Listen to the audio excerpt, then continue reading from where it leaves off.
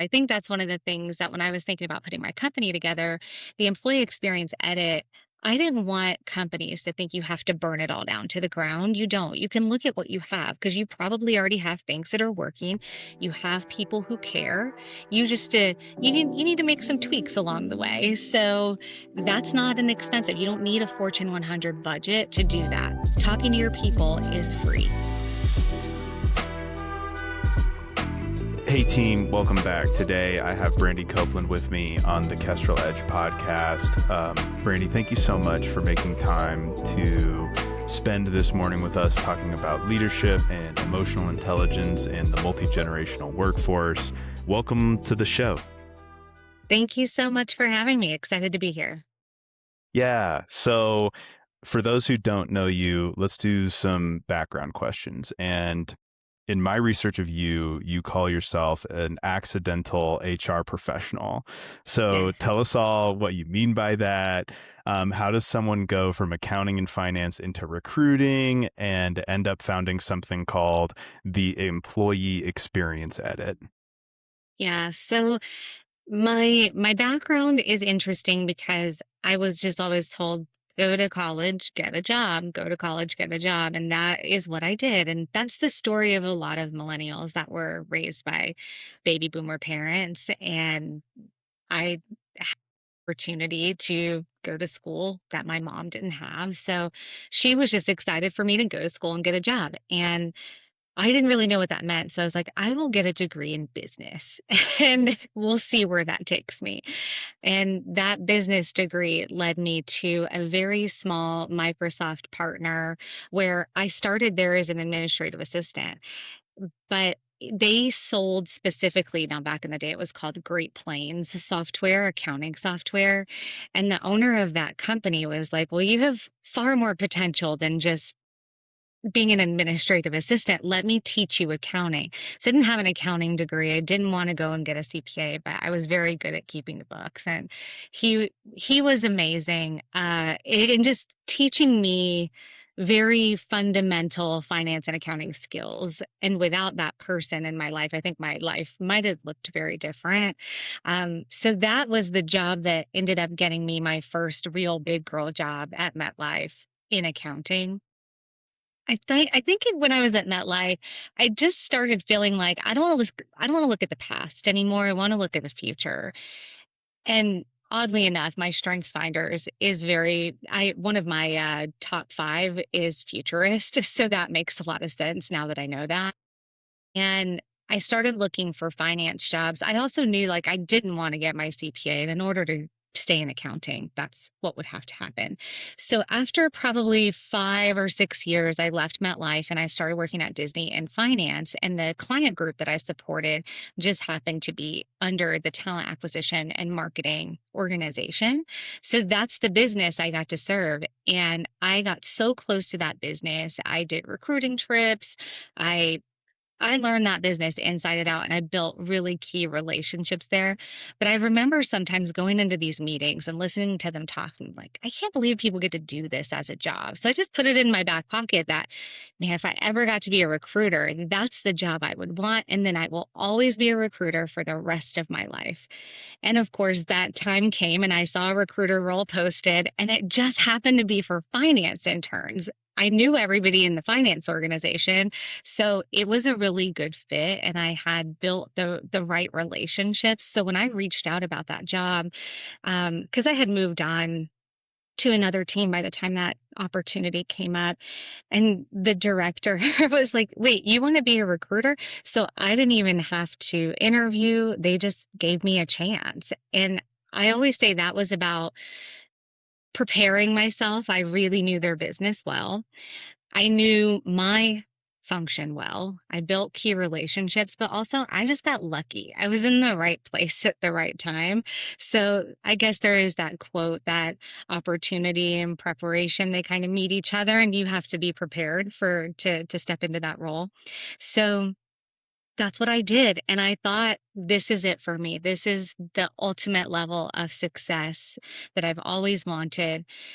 And of course, then I started to feel really badly about letting them go on into their careers and passing them off to HR. So I bring you this incredible talent. I've nurtured them. I've provided an excellent candidate experience. That's always been in me to provide something very experiential in what I do. And I am still very close with hundreds of people that I recruited over the years because I loved getting to know them, but it broke my heart to send them along their way.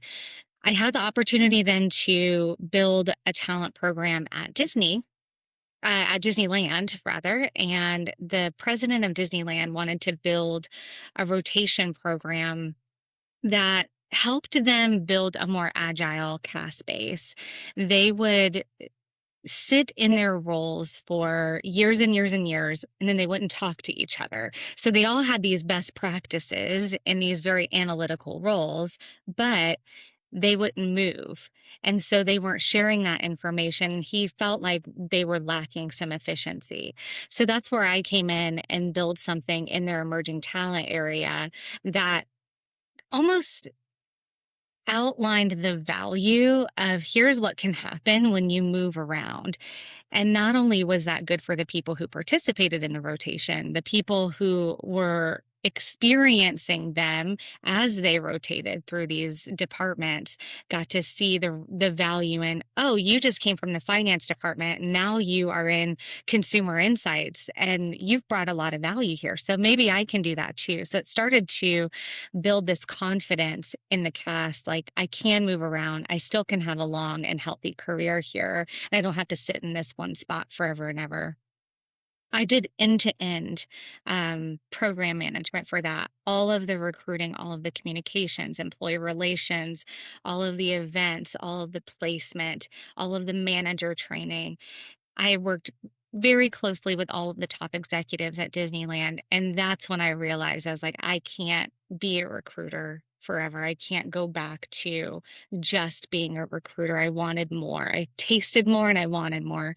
I went to NBC Universal, and that's when I finally got the chance to do that on a much larger scale, and owning for much larger populations that end-to-end experience for client groups all across the United States. And that is where my heart is. That led me to now want to do this outside of the confines of four walls and make a bigger difference. The data piece of it, so I'm still very much a finance person at heart. So that data piece of it, when we look at the Gallup data and how many people are just disengaged at work and how many people are looking for new jobs, or they're unsatisfied with what they're doing with their manager, their entire employee experience. We can't we can't continue on the way that we currently are. I think we're reaching uh, the maximum capacity of what we can load onto people in these corporate spaces without having or experiencing a big change. Yeah. It sounds like, and I want to come back to this because this is a really good thing that I want to add some follow-up questions to. But, through your journey, the role of having an excellent mentor, first of all, that was a good step, right? Like in your first job, you had a mentor who said, hey, I see your skill and I want to invest in you.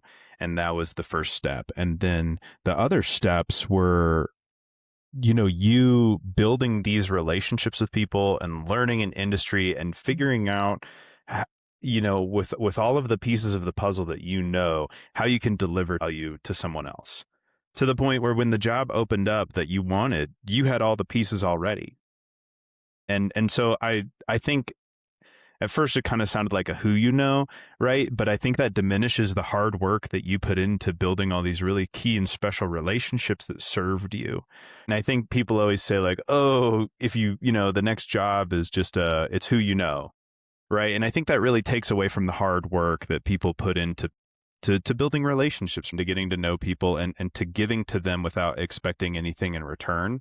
And then having this extremely strong network that you can, that's been stress tested. So first of all, I think that's really beautiful. And I'm wondering if I can ask you, you're very passionate about the experience that you deliver to the teams you work with, the people that you serve. It's the name of your current venture. What do you believe about the experience that you deliver to other people that's special?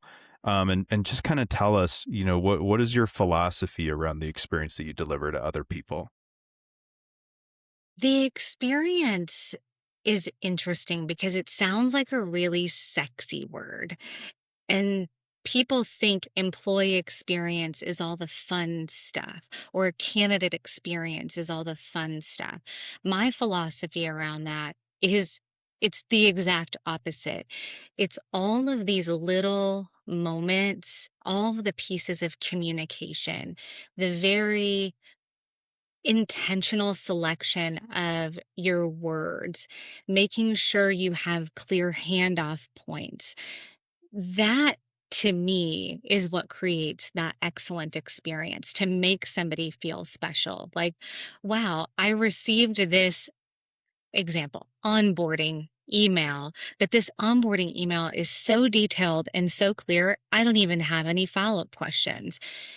That is a really special moment that we don't give enough credit in the experiential realm. So my philosophy is focusing on those moments and not so much the big splashy welcome gift or the big splashy orientation or the development program that flies you all over the company or the perks that come along with it. All of those things are nice to have, but if someone's coming in their day-to-day job and they're not taken care of, they don't know who to go for an answer, or their manager isn't trained, or their intranet is a mess and they can't even find one piece of information about their benefit information.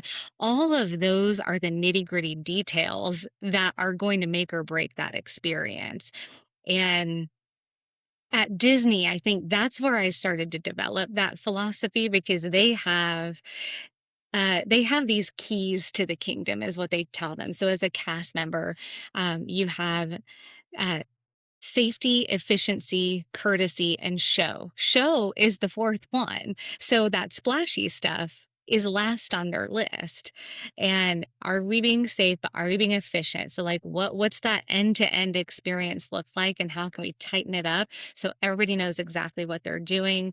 And then courteous, how do you develop that and introduce it to people in a kind way? So there were very specific steps. And I think I've brought that with me, but I also have added to it and made it my own in a way. But that's where I started that understanding of like, wait a minute, this isn't the big flashy stuff. This is the very small detail.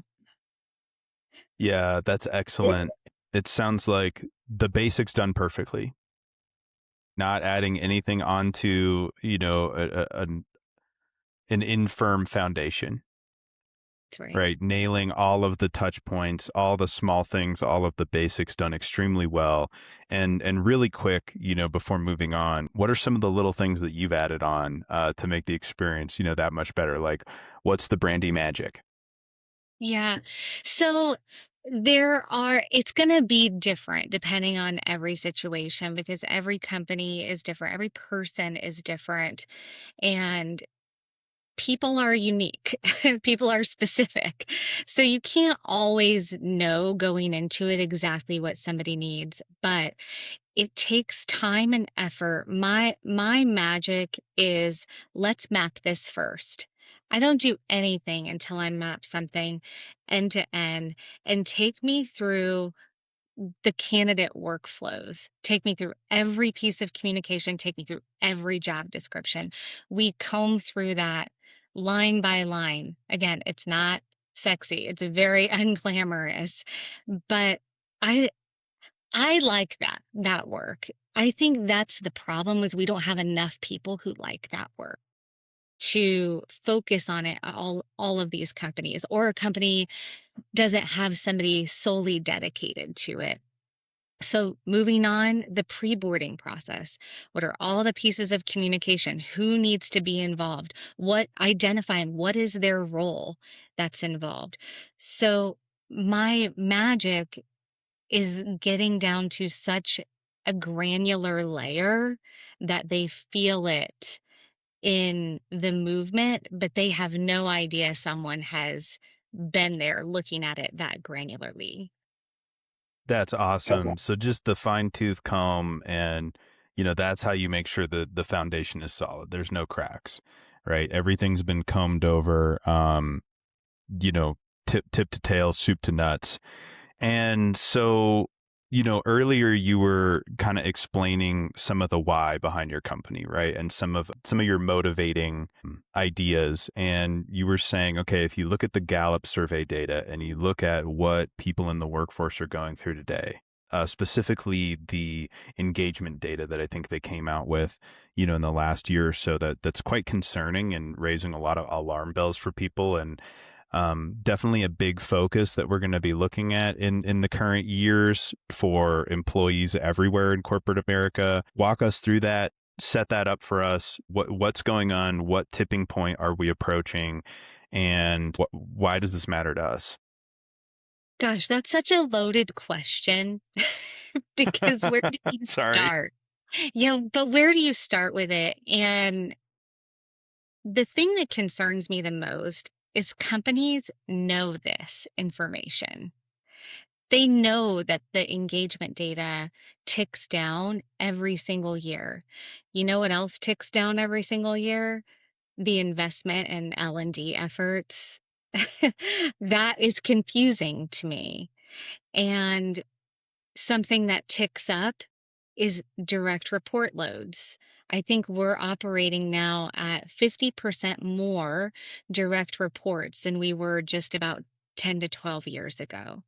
So we're giving people more and more and more. And companies are focused on how do we optimize everything. So you're trying to optimize things. You're saying, okay, employees, use all of these tools to optimize. This is going to save you time. But instead of giving them that time back, they're just adding more work onto it and doing it with less and less people. That's the most concerning thing to me is that right now, because it's not an employee's market, it's an employer's market. They have the pick of the litter for talent. They don't have to focus on these things. But my belief is the pendulum always swings back. And eventually, they're going to learn that you can't burn your employees out to a state of they're just no longer engaged and productive for you before they just leave, before they just give up. And that's what we're seeing in the job market. I think 2026 is interesting to me. All of a sudden, you have seen this uptick in portfolio careers and people going off and doing solo endeavors. I'm one of them. I'm one of them because I care about this experience in corporate, though. I think there's a difference. Like, I don't necessarily want to be out of the corporate game. I just want to make it better for everybody else. But there are so many people I know and so many people I talk to every single day that they're like, I can't do this anymore. I have to figure something else out. And I don't know if I always give this account a shout out. I feel like I'm going to start rambling now because my brain starts to swirl around it.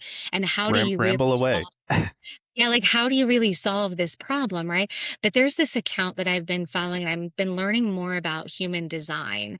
And I don't know if that's something that you're familiar with at all, but it says in February of 2027, we're going to shift from this idea that we conform to organizational policies and processes and systems to our own individual agency. And a lot of this unsettling feeling that individuals are having towards moving towards their own thing, it's starting to happen in a lot of us already. I am not an expert on this, so follow. I think the account is HD and me. It's amazing. Like it's so fascinating. And I restock this all the time. Um, this information to me makes a lot of sense when it comes to the corporate workforce because you can feel this this turmoil that's coming to a head in the workforce. People are simply sick of it. Now, the companies that are going to start paying attention to this, I think, are going to be the winners on the back end. And there are companies out there that are doing right by their employees that are really strong examples. And I've written about a good number of them up to this point. But how do you fix all of it? It's just partly acknowledging that, like, yes, this is a problem in our workforce and we need to figure out what's wrong with it. The second is start talking to your employees. And I don't mean engagement surveys. Like, while engagement surveys can serve a purpose, I'm not a super fan of the engagement survey because you're not having a conversation with people and you're not allowing them to be vulnerable in the moment. And you're not getting what it is that your population needs. And a lot of surveys are designed that they just tell you the same things over and over again. You can word a question any way you want so that it gives you the information you want. So you're almost leading the witness in those surveys. But if you sat down one on one with your employees or in a focus group and said, this is a safe space, that you can host it with a third party, so it's anonymous. This is a safe space. What's really going on in your workplace and what would need to change in order for you to be engaged here and want to stay here long term? I think companies would be shocked at the information they could find out in going about gathering that information in a different way. So, what I want to know is for just briefly, if you could give a couple pieces of advice or maybe even make some predictions on who these winner companies are going to be in the future. What are they doing differently that is allowing them to have higher engagement for their employees to feel valued? What are they investing in? Is it the conversations? Is it the vulnerability? Is it the knowing their people? What are they doing differently? I think for the companies that really want to get this right, it's going to start with that conversation and truly understanding from your employees what it is they want and what it is they need. And then aligning that with what can our business support here? Obviously, you think about a manufacturing company, they can't support remote work. But can they support more flexible hours? Can they support additional manager training or some more hands on training? But they're never going to know exactly what they need until they talk to their people. So investing that time and energy, and what an inexpensive endeavor to go down. Like that is not an expensive thing to do. I think that's one of the things that when I was thinking about putting my company together, the employee experience edit, I didn't want companies to think you have to burn it all down to the ground. You don't. You can look at what you have because you probably already have things that are working. You have people who care. You need to make some tweaks along the way. So that's not an expensive. You don't need a Fortune 100 budget to do that. Talking to your people is free. Now, it might take them off the floor for an hour or take an hour out of their day, but how much time is already wasted in sitting in meetings all day, every day anyway? How about we use one of those meetings for something really, really useful?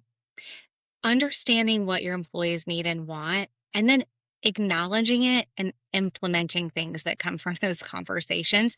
And if you can't, communicating out why. Like, is that so hard? Again, it's free to do. You don't have to sit there and spend money to craft a message that says, here's the thing that we heard from you.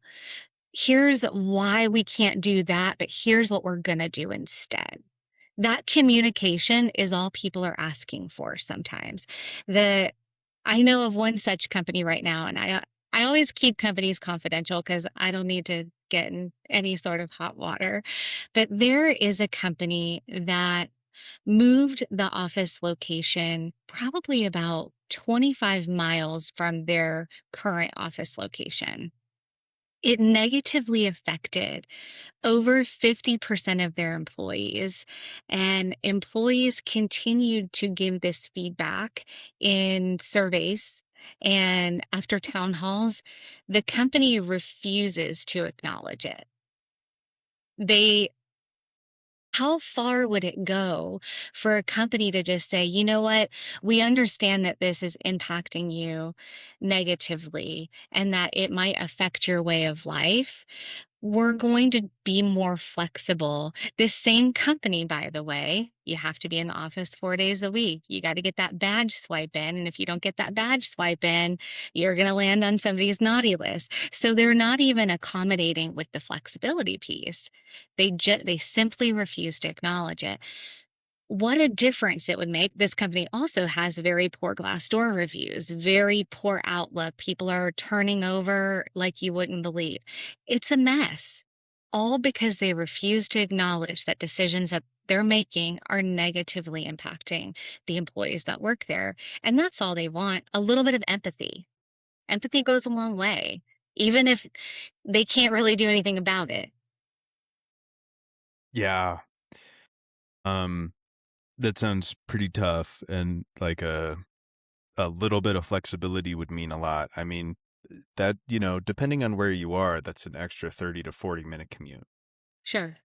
right? Maybe more depending on, what the location is and what the traffic's like. And so you're asking people to give up an extra, if they're working 4 10s or something, that's an extra, 8 9 hours a week just for commuting, like Yeah. gone.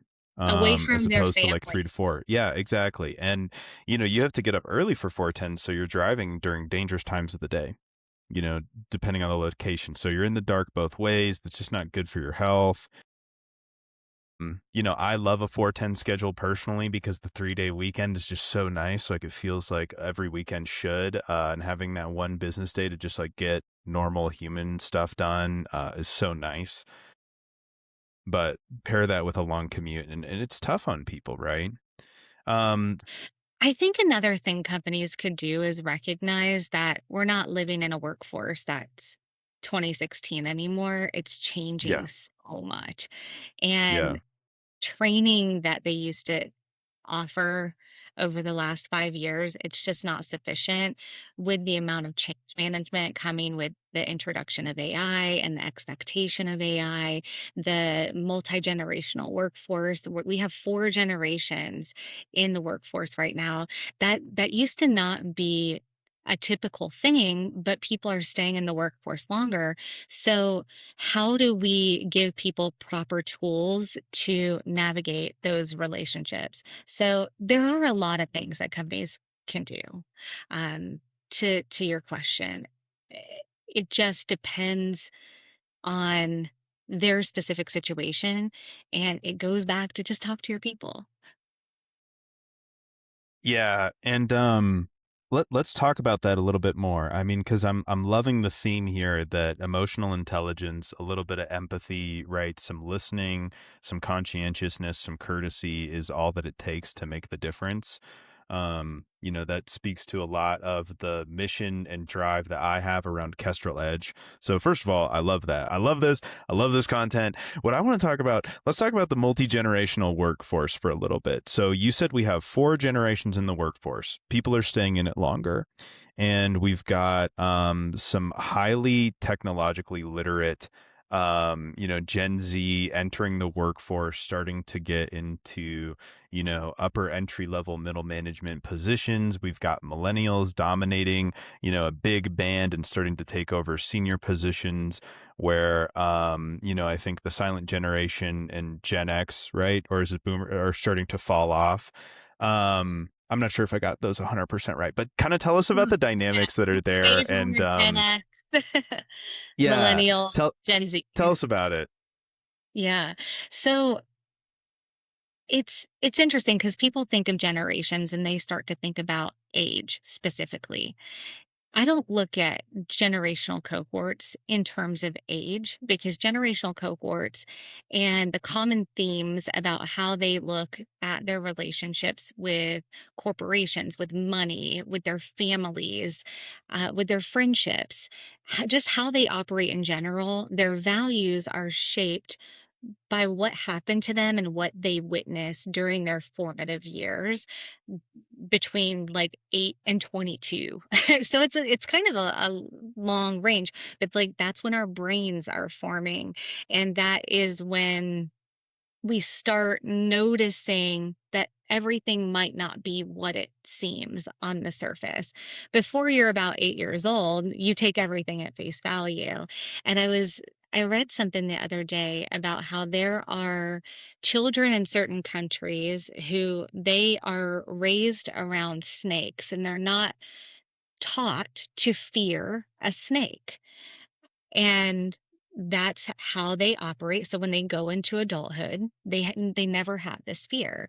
But in most countries, you develop this fear of snakes because even as young as 2, 3 years old, you're watching cartoons that tell you to be afraid of a snake. Adults tell you you're afraid of a snake. You're afraid of a snake. So that's a small example, I think a silly one, but that helps you see that things that happen, things you experience, things you were told impact what you believe about life in general. And so these generational cohorts are interesting in terms of the corporate space because people go into the corporate space with these very clear values and these very clear ideas about how I'm going to succeed here. When you think about the four generations we have now, you have the baby boomers who grew up in a very abundant time. You work hard and you put in your time and you pay your dues and you will be rewarded. And of course, they believe that because that absolutely worked for them. A lot of Gen X too, especially Gen X on the back end of it. The these Gen A lot of Gen X members are also getting ready to retire, and I think people don't really realize that. When we think about Gen X, we're still thinking of our view from our personal seat. Like to me, Gen X, I still feel very young and to me, Gen X, I'm like, Gen X is in their 40s. I'm like, no, no, no, I'm in my 40s. Like, I'm a millennial. So, and then that's another thing that like people don't realize is most millennials have families of their own. They are in management positions at this point. So, even baby boomers from their seat look at Gen X and millennials and they still look at millennials as of course you don't have anything. You're spending your money frivolously. You don't have families. You don't know you can't buy a house. Like that's how they view millennials because we do solidify our views on generational cohorts and they stay there. Like, baby boomers to me will always be in their 60s, but that's not the case, like, they are aging, that's not gonna be the case for forever. So, that worked for baby boomers. Gen X, these were, like, your original latchkey kids. They were the ones who started to see both parents in the workforce, where baby boomers really didn't see that at all. And because both parents were in the workforce, they came home, they took care of themselves, they drank out of the water hose, and they figured it out.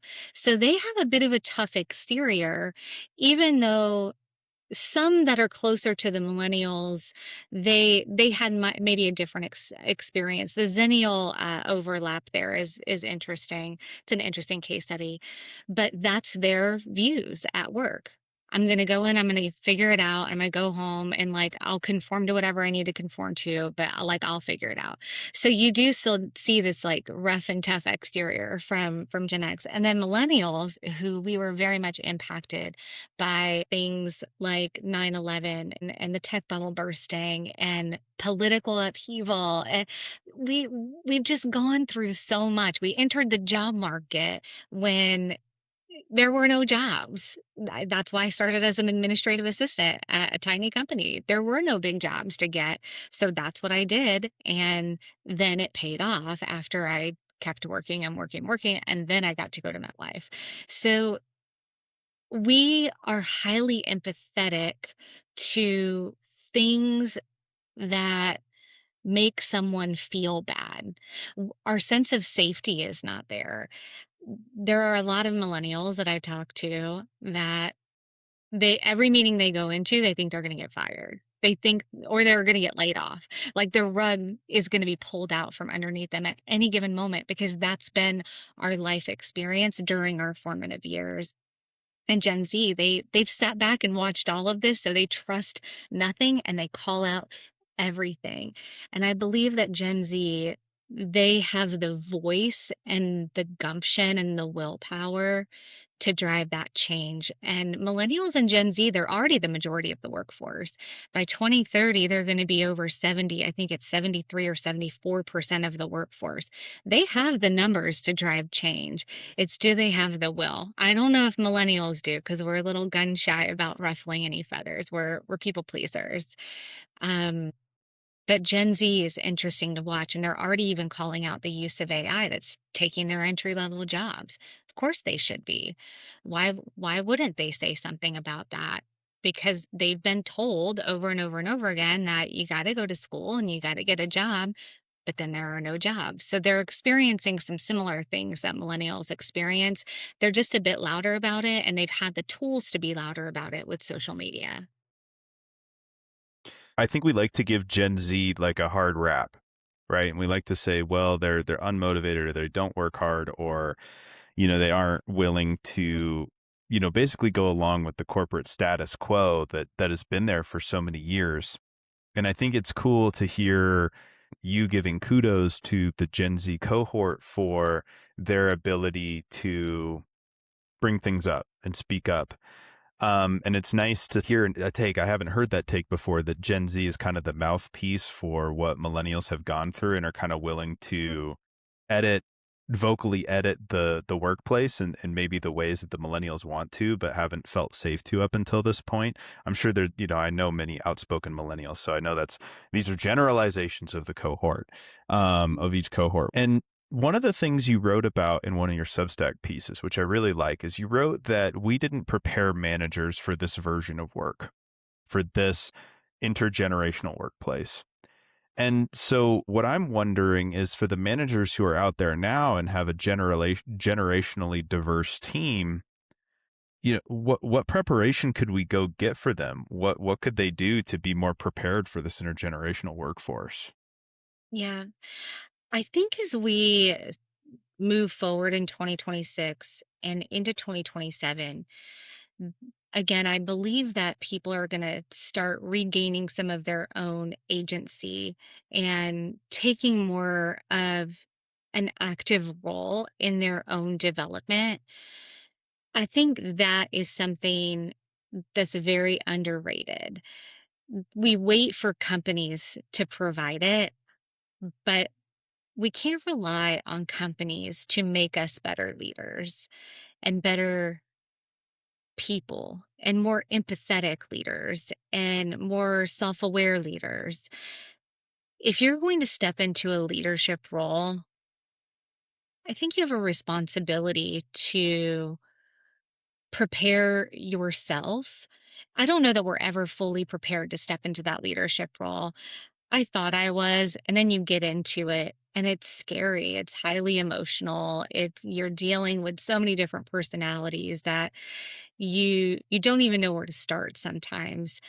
But one of the things that I think people can do is find the podcasts, find the Substack articles, find the books that make you stop and think, and then accepting in yourself that I'm never going to have this all figured out, and I only want to just do a little better every day.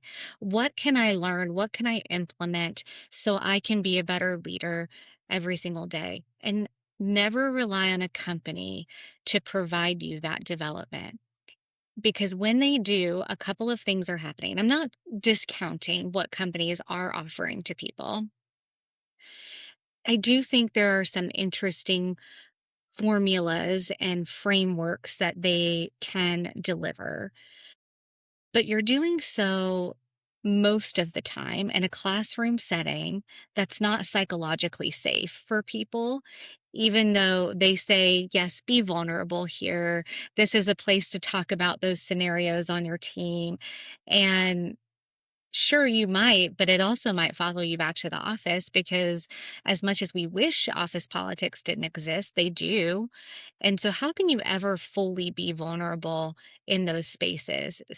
So, you can go and participate, but I think it's highly beneficial for individuals to take ownership of that development and figure out where they can get those micro doses of just making themselves think a little harder about how they're going to interact with their team and support their team.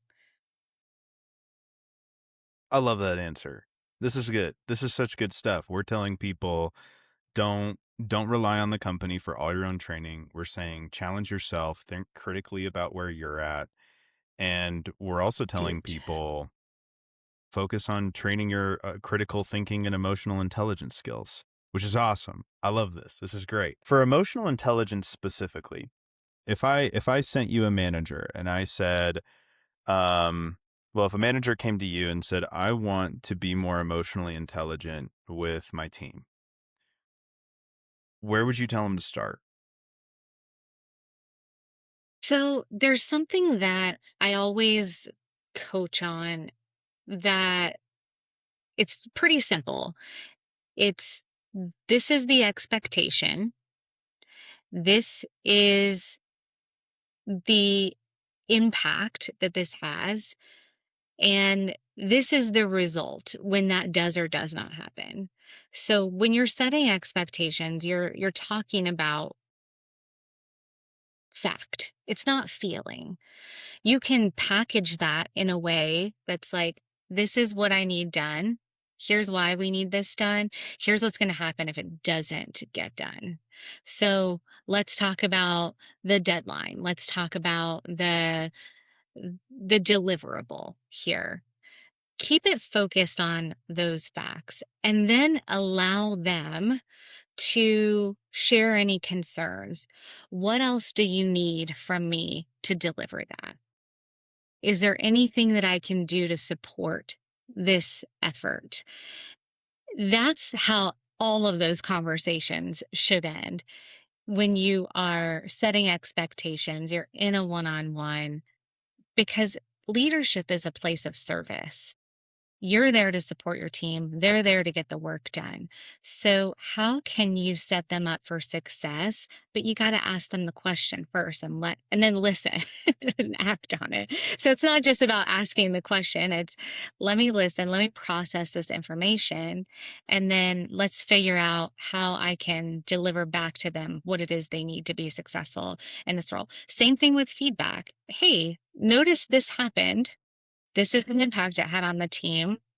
This is an expectation, but talk to me about what happened here. Shit, tell me more.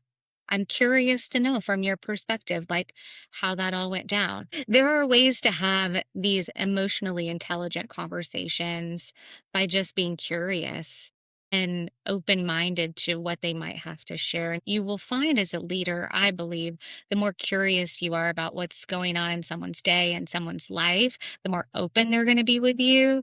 And then some things that miss the mark might make a little bit more sense.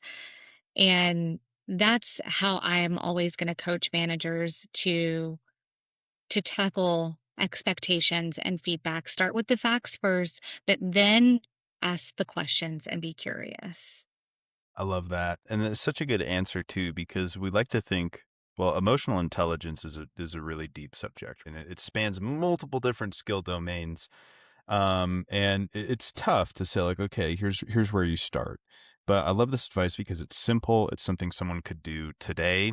It's something someone could do starting on Monday morning, and it's asking questions and getting curious and listening. And I love that you pointed out that the action has to happen because there's no better way to destroy trust than to ask someone what they think, get a really genuine, authentic answer, and then do nothing with it, right? Not even to circle back or anything. Like, what a great way to get people to not trust you and to never want to talk to you again is to ask them what they think and then do nothing, right? I love that answer. Do you have any more thoughts on that before we kind of go to our final questions here? I think anytime a manager can avoid saying, I feel like this happened, or it felt like anytime you can get away from that language, it's like, hey, I observed this. It looked like this happened. Share more. Would love to hear what happened. There's no feeling there on the manager side. I think the more curious we are, the language starts to follow it too. And language is also important. So I've always tried to stay away from ever starting a sentence with a direct report or anyone on my team, it's like, well, I feel like you're just not engaged. That's my feelings and it's not about me.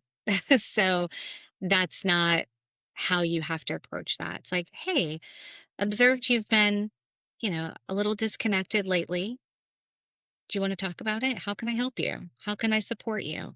I want to make sure I'm setting you up for success. So let's chat. That curiosity opens a whole can of worms. So it's the curiosity piece plus the language you use as well, being intentional around that. Yeah, I love that, especially the emphasis on not like leading them towards an answer or painting the picture for them, letting them fill in the details and really making it clear that we're here to support, right? So taking our bias out of observations is just so important. So now for my favorite three questions. I always love these because I think they're really fun. Okay, so Brandy, someone's Yes. starting their first day at a new job. This is their first day in the workforce. They have no experience. What's your advice for them? Get curious, stay curious, ask questions, and do it for longer than you think you need to because you're not going to be an expert at your job in even 6 to 12 months. Like it takes a few years, I think, to really master any given job. And the more you set yourself up to learn from other people around you, when you're starting that new job, everybody else there, they already know the environment, they know the role, they know how the business operates. Take that opportunity to learn from them. Play that new card as much as you can for as long as you can and ask all the questions because there really are no dumb questions when it comes to starting a new job, especially your first job ever. Nobody expects you to know anything. That's the beauty of it. Yeah, really take advantage of that. If people aren't expecting you to know something, ask as many questions as you can. Nothing can go wrong. That's great. So, okay, for a mid-career professional, so we're talking the team leads, the middle managers, the people who are caught in the messy middle. What's your advice for them? Understand that it's going to be more emotional than it should be or you will want it to be because you are dealing with things coming at you at multiple different levels, not just like, so you're managing up towards senior leadership expectations. Likely have direct reports who are just entering the workforce, who operate very differently than you. And so you're this shock absorber, and it can wreak havoc on your nervous system. And it's going to be more emotional than is comfortable. So take time to keep that nervous system regulated. Schedule like these 15-minute blocks throughout the day where you can get up from your desk and even if it's like walk around your floor, go walk outside, get some sunshine on your face, and like practice some breathing exercises because it does go so fast. Like in my last corporate role, my head would be spinning. I'm in back-to-back meetings, so I started blocking time on my calendar, just like go outside, get in the sunshine, take a few deep breaths, and then come back to it. The work is always going to be there, and our favorite phrase when we're in this middle layer is like, "Oh, things will slow down soon." And like we're lying to ourselves. Things are never going to slow down. So you have to take the time to slow it down a little bit. And that's okay. Like we don't owe anyone every second of every part of our day. And if someone is bothered by that, then that's a whole separate issue that likely you or I could offer some coaching on. But Yeah, schedule some time for yourself to keep that nervous system regulated and don't feel like you owe the world every single ounce of every single thing that you have. I love that. Yeah, schedule time for yourself to just think and be and do the important things in your day. And that way, when someone does need you, you can be there 100% for them and you're not showing up half baked for everybody. Um, so for the tippy top, for our senior leaders out there, for our rainmakers, for our organizers, for our 10,000-foot people, for our CEOs, C-suite, VPs, what do you got for them? My Biggest piece of advice, never get so far disconnected from the employee experience that you don't know what's going on in the daily life of your people. I think CEOs, senior executives have a very bad habit of outsourcing some very key decisions that affect people's daily lives that they know nothing about. Oh, HR will take care of that. Our senior managers will take care of that. They'll give the information. And so they stop understanding how people feel about their work and about their job, but then they wonder why we have such high turnover, low engagement, low productivity. Employee experience is directly tied to business outcomes. The more a senior leader, a CEO can appreciate that, understand it, embrace it, the better off they will be because the better off their business will be. I love it. Brandi, thank you so much for joining me today. Really quick, everyone. Brandi has a lovely Substack, and I'm going to post that in the show notes. So if you like what Brandi has, all of her Substack writing is outstanding. I highly encourage you to click the link in the show notes and go check it out. Give her a subscribe. You'll get some regular updates from Brandi. Thank you, Brandi, for being here. Thank you so much. I appreciate it. Awesome. That's a wrap. We did it. Yay! Thank you so much. That was so fun.